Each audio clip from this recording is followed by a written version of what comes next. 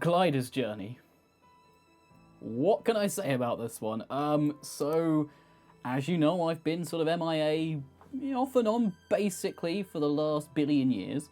I think it's fair to say at this point. And I thought yesterday I hadn't got any games to play. I've been playing a lot of Apex at the moment. I thought, you know what, I'm going to dive straight into it. I'm going to go in.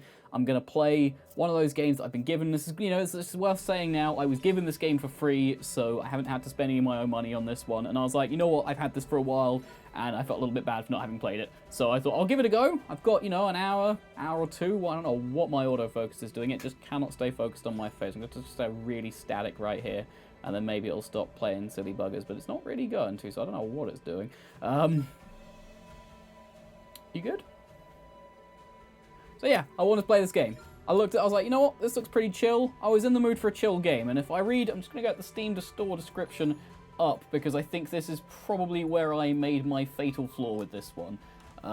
Because A Glider's Journey is described as, and I just want to make sure I'm getting this 100% right, A Glider's Journey is described as a game about exploring a relaxing, colourful, low-poly world while still challenging your piloting skills till the very end of each level. Now, I read the word relaxing there, and I thought that that meant that this game was going to be relaxing.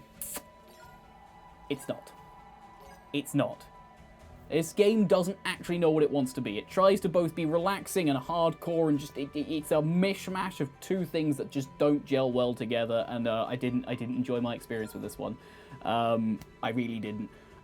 It's not my usual game. I will give them their credit. It may be that if you are in the niche of people who like to really not enjoy games because they're ridiculously hard, then this one might be for you. But when I'm bragging to someone else, 'cause I had a couple of people play this one, using Steam Library Share, so I could make sure that my opinion was, not just completely wrong.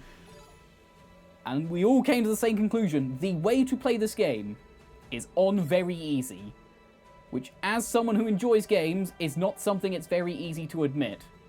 But that's the way to do it. You've got to play it on very easy, and that's the only way you're really going to have fun with this, unless you want to spend countless hours just trying to maybe find some semblance of enjoyment through these mechanics. They're not fun.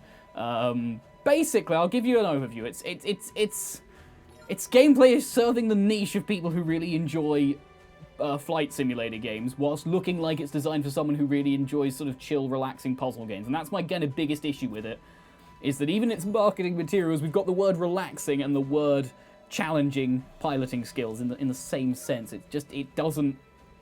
It doesn't fit for me. Like, flying a glider is not something I've ever thought was missing from my gameplay experience. And after playing this game, I can assure you it still isn't something I think is missing from my gameplay experience. The most enjoyment I have flying a glider is when I'm playing Apex Legends and I'm flying down and I'm done in like 20 seconds, because that's all the gliding I need. So maybe this is just a case of this game isn't for me, and I will wholeheartedly admit this game's definitely not for me. The way difficulty scaling is handled, I will give them credit. It's quite nice, it makes sense, it takes a little bit of getting used to, but yeah, so it doesn't, because there's no enemies, it doesn't scale like the difficulty of AI, it just scales the amount of impact that wind has on your glider, I think. Not that there's any visual or audio feedback to speak of for that, so it's not very clear that that's what it's doing, but that is what it's doing at its core. Progressing through the game is just not fun. Like, you will come to a point where you realize that even completing a level isn't completing a level unless you've completed the level in the way they wanted you to, which kind of, again, massively diametrically opposed to the whole sort of, exploring that they've said in there, because you can't explore. Exploring isn't, it's banned. You're not allowed to explore this game. If you try to explore this game, you've done it wrong, you cannot progress to the next level. So after struggling through trying to do on normal difficulty and eventually relenting and going to easy for the first level, I thought, look, at least I've won this level. At least I've actually done it. I've completed the level. I feel pretty good about it. And then I realized because I'd missed one of the boost things, regardless of the fact I'd made it to the end, and there's no tutorial, so, there's no way that I would have known this otherwise, I realized I'd lost it. And it just took me straight back to the start of the level automatically. No kind of the only reason I know this, I got an achievement that implied that something was wrong. That is the only way I know that the game hadn't just bugged out. That, and I did it on another level again, but at least this time I knew to be disappointed before I'd even got there. Visually, there's not really much to write home about. Glider's Journey does remain sort of appealing. It's got an alright art style. It's very it's very Goddess-esque, and if I am an old man, I very much enjoy playing Goddess on my Nexus 7 tablet. That's because I'm an old Google fanboy. The Google Nexus 7. But I mean, that's not really much of a compliment. That game's art style was very basic, and yes, it's a low poly art style. It's really boring. Even while it looks okay, the environment is just flat. This is another one I found out. I thought, oh, hey, I'll just have a gut crashing into water and I'll see what kind of particles come out. If there's a little splash, you just bounce. You bounce like you would off a mountain. I'm not expecting kind of full-on particle stuff, but come on, man. You could have at least made a splash when you go into water with what is effectively a paper aeroplane. If you've gone through all the stuff of making physics, realistic with how the thing flies and is affected by wind, how have you missed this bit? How did you miss this? Crashing into water should make a splash, especially when you've included water on the first level. The first level includes this thing, and you cannot make use of it in an interesting or meaningful way, and I just think it's not good enough, really. I just don't think there's the USP of making something chill and relaxing should have some funny little quirks to it. And if you're going for a hardcore game, don't make it look like it's not a hardcore game, because it doesn't work. Like, this feels like it should be a mobile game in aesthetics, and then feels like it really shouldn't be in terms of just how unrelentingly harsh the gameplay is. And this is echoed once again in the audio. The audio is another sort of nothing burger. There isn't really any. There's a soundtrack that doesn't fit the theme very well because it sounds like an Epic Quest soundtrack whilst you're doing basically nothing. There's some noise for wind. That's your only indication that wind is a thing, is that when you go through a boost, it kind of makes a noise, but that's it. There's no kind of audio feedback or anything other than a little beep when you go through one of those hexagons. It just doesn't. It doesn't ring well. It really doesn't. There's so much missing from this to make it either of the experiences it tries to be, and not enough of both of them to make it sort of feel right. So, yeah, that's where I'm standing on this one. It just doesn't do it, champ. It just doesn't. It doesn't do what it's aiming to do. What to say from there? Performance, I guess.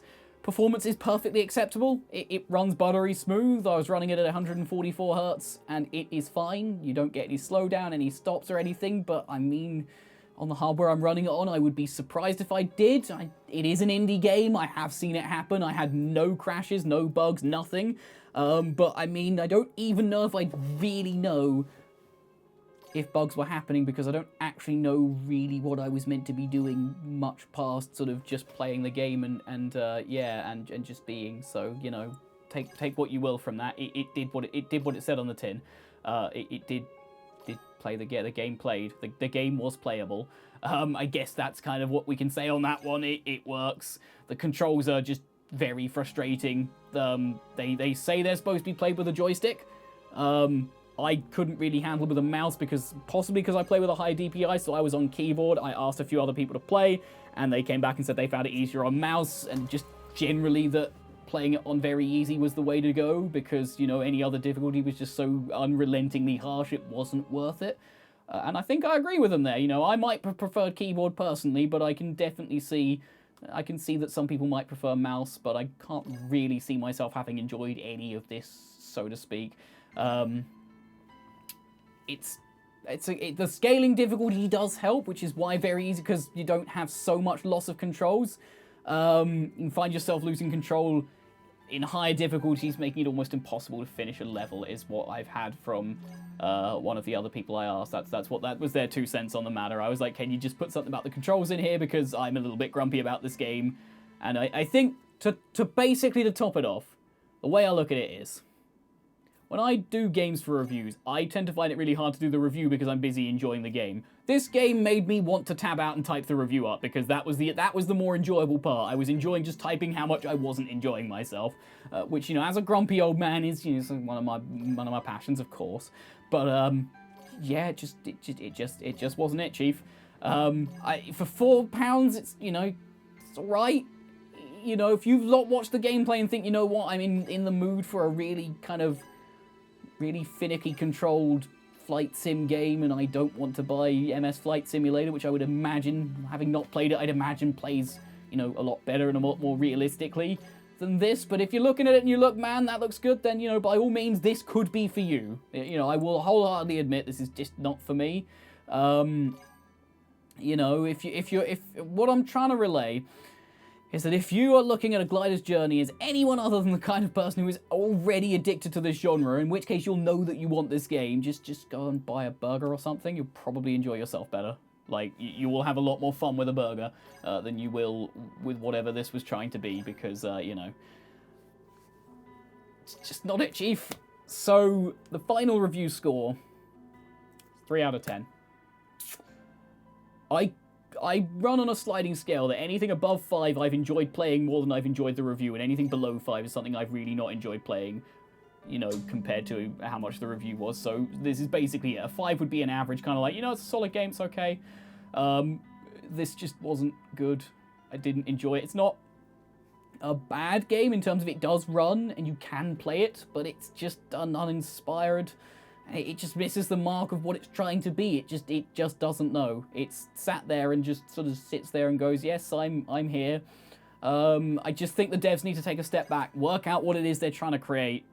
Because as a hardcore flight sim with accurate effects and better sound design, I can see this having an audience. Like, if it went all in, better sound design, better visuals, all that kind of stuff. I mean, I could deal with the low poly, even if it was just better sound design, so you had some audio feedback as to what the wind was doing. Maybe some HUD elements to show you what way the wind is going would be nice, because, I mean, it really didn't become very obvious to me. It just felt like the wind was wherever you weren't, and that just sort of tried to play itself whilst also not playing itself. But its current state, it's just aggravating for me. Like, even progressing didn't feel good. I just felt like I was slogging. And that's my 2 cents on it. That's been A Glider's Journey. I'm very sorry if you're a big fan of this game, or even if you're the devs watching this, I'm sorry. I would have, you know, loved to enjoy it, but I just didn't, and I can't do anything more than be honest.